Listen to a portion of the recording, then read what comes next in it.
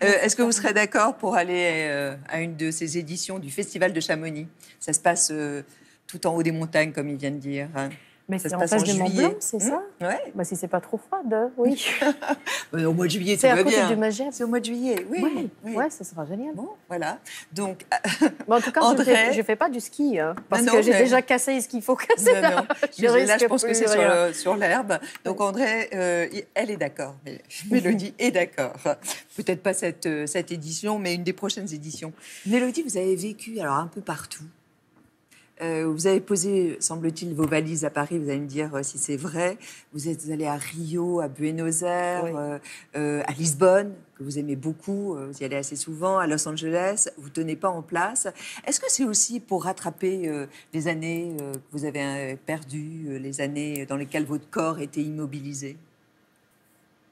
À mon âge, quand j'ai commencé de faire des tournées et tout ça, j'étais toute jeune, 23 ans. J'ai commencé de voir Londres, après Los Angeles, après New York. J'ai jamais vraiment voyagé dans ma vie. On n'a pas eu cette opportunité.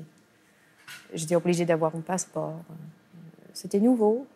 Et il y avait toujours quelque chose derrière la musique, derrière le désir de voir quelque chose de différent, où j'étais tirée par une fréquence, quelque chose qui me tentait spirituellement. Un jour, je me suis réveillée, je me suis dit, OK, je vais à Lisbonne, après je vais au Brésil, au Buenos Aires, je vais faire ça. C'était juste comme ça, je me suis réveillée, j'ai dit, bon, je vais faire ça.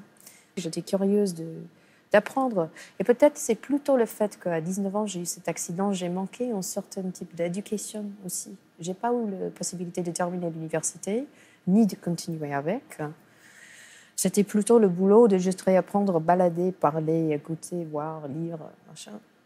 Alors, moi, je pense que on peut toujours apprendre derrière des livres, mais la meilleure manière d'apprendre, c'est parce que tu as essayé, ou tu as visité, ou tu as absorbé quelque chose du vrai. Même le français, je parle très, très mal, mais j'ai pas étudié. Et le truc, c'est que j'ai appris tout ça juste sur le tas. Avec les autres. Comme ça, avec les autres. C'est pour ça que j'ai dit des choses qui sont un peu pas correctes aussi, mélangées en espagnol, en portugais.